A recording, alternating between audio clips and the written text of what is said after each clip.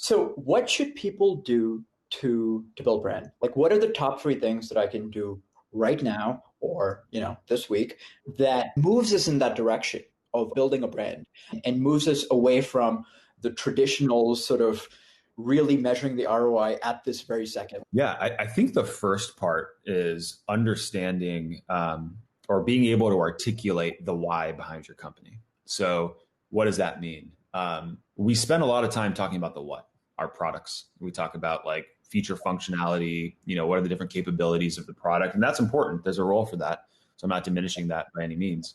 But being able to articulate not just why your product can solve these problems and for the market, but why are you as a company interested in solving this problem? What is the unique perspective you have in the world that says things should not be the way they are? And so our product exists and our company exists to help change those things.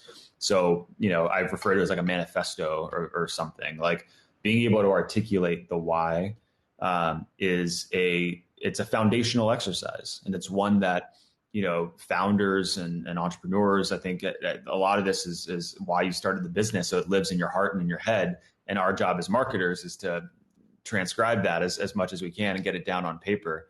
But you might also ask customers, why are they on this journey with you? And what do they see in the world that, what are they believing in what you're saying? So that articulation is very important.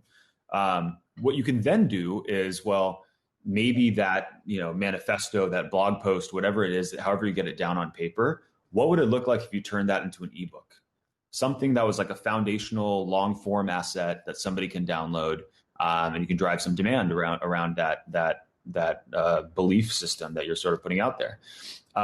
What's interesting about that is, or at least the exercise that I've kind of encouraged folks to do, is an ebook forces you to break that down to more than just like the philosophy, but what are like the 12 laws of this new world?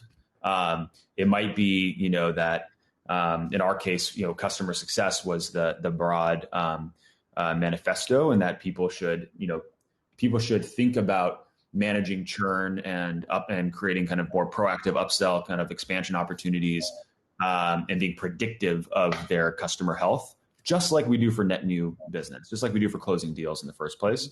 And then we have 10 laws. And one of the laws was sell to the right customer.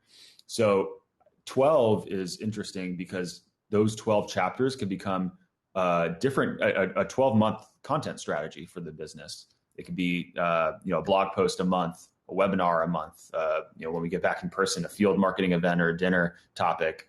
And you've built now an entire year of your kind of brand strategy off of putting that one piece of content together. So those are some of the sort of starting points that I'd consider.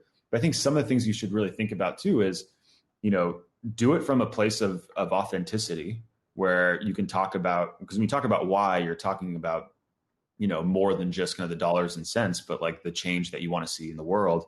Do it from a place of authenticity, maybe in vulnerability if you're open to it, because I think there's something really powerful in that. Then the third, the best brands, as we're seeing it in the world, even in B2B, are kind of rooted in purpose.